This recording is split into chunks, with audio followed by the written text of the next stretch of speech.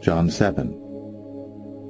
After this, Jesus went around in Galilee, purposely staying away from Judea because of the Jews there were waiting to take his life.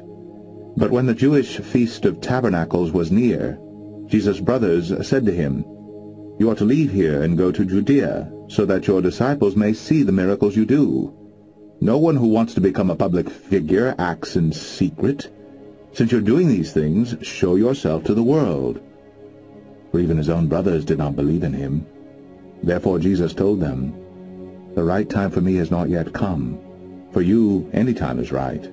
The world cannot hate you, but it hates me because I testify that what it does is evil. You go to the feast. I am not yet going up to this feast because for me the right time has not yet come." Having said this, he stayed in Galilee.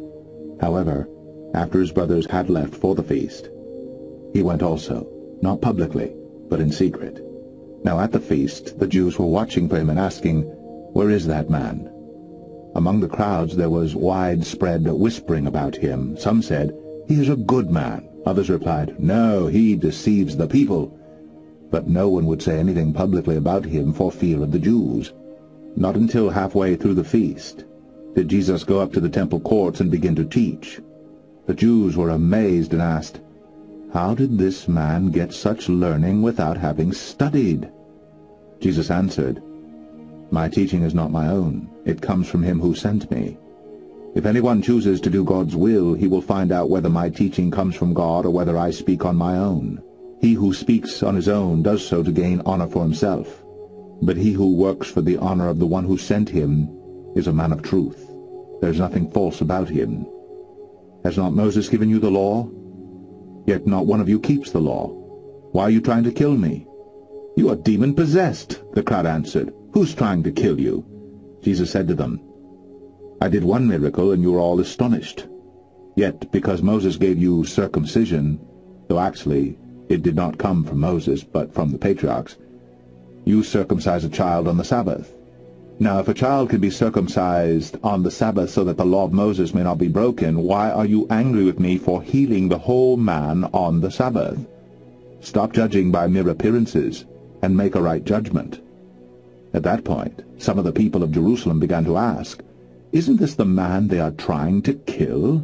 Here he is, speaking publicly, and they are not saying a word to him.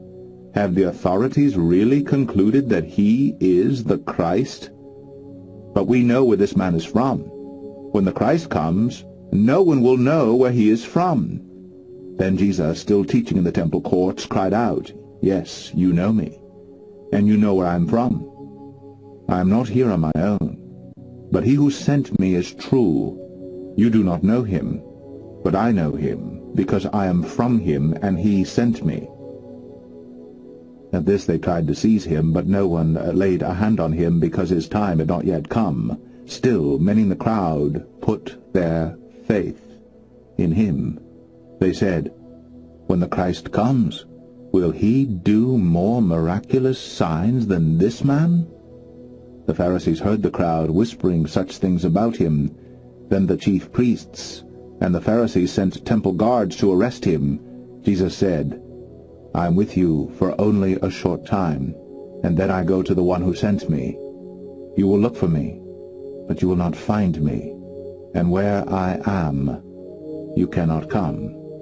The Jews said to one another, "Where does this man intend to go that we cannot find him?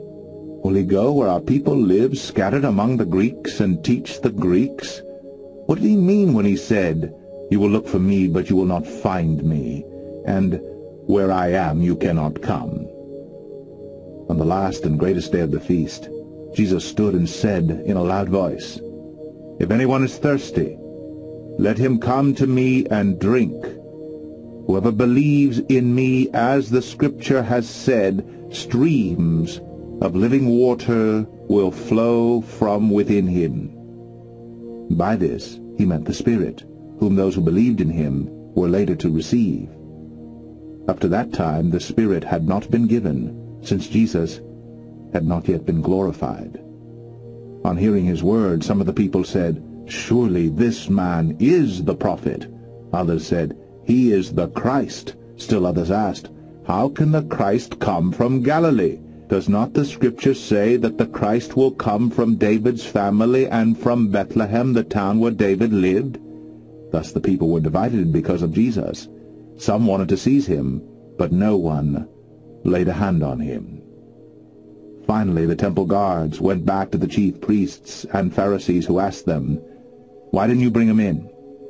"No one ever spoke the way this man does," the guards declared. "You mean he has deceived you also?"